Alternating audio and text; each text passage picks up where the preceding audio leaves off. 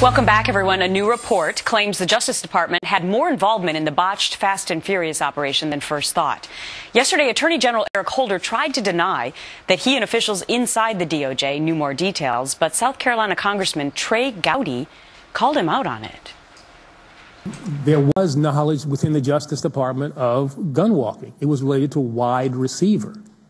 And Mr. Attorney, with respect, I don't like interrupting people, but with respect, several of these emails specifically mention Fast and Furious. I'm not talking about wide receiver. Love to have that conversation some other time. Well, these emails and memos specifically mention Fast and Furious. They mention Fast and Furious, but do they mention gun walking in Fast? Yes, they do. No, that's my point. I'd like to see those. Those I would like to see. We got them from you. So, I mean, we got them from Main Justice. That Congressman Trey Gowdy joins me now from Washington, D.C. Good morning to you, Congressman.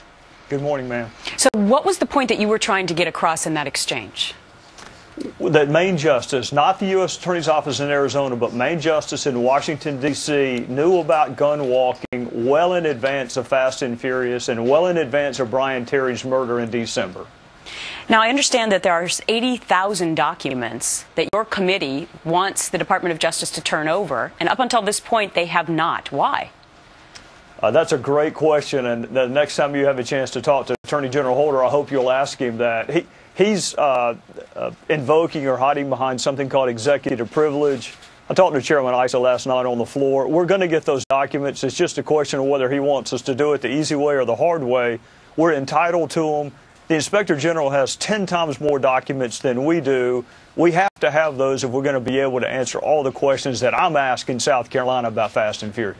So I guess this Inspector General, who's also looking at this particular case, the Department of Justice says, well, the reason that they haven't penalized any of their employees for this whole operation is because they're waiting for the Inspector General's report. Is that the way you see that?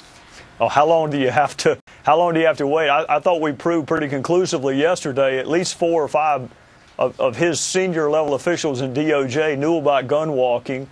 We got a demonstrably false letter sent to a United States Senator, Chuck Grassley. I'd love to live in a world where you can do something wrong and a year later you still haven't been punished. There hasn't even been a frown, a letter of reprimand put in someone's file, and you have a dead Border Patrol agent and hundreds of dead Mexican citizens. And it's been a year. There have been continents that have shifted in less time than it's taken this Inspector General to answer some pretty simple questions. Let me ask you this then, Congressman. There was a report released by the Democrats just the other day that completely differs with the Republican report. How could that be?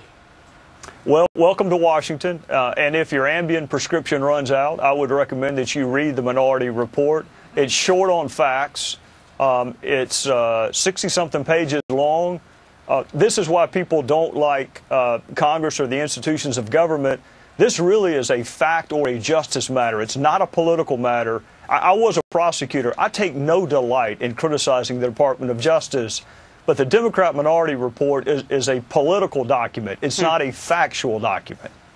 Very interesting. Now we know why you were so good at questioning. You were a prosecutor. Yes, ma'am. All right, Congressman Trey Gowdy, great to see you this morning. Thanks so much. You too. Have a good Thank weekend. You too.